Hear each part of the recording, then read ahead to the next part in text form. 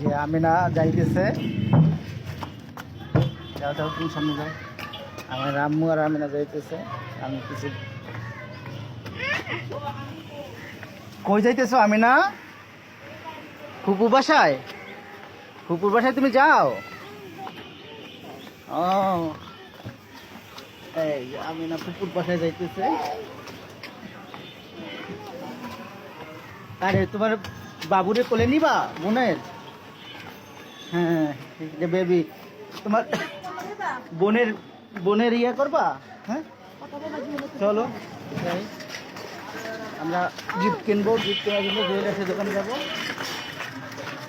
চলো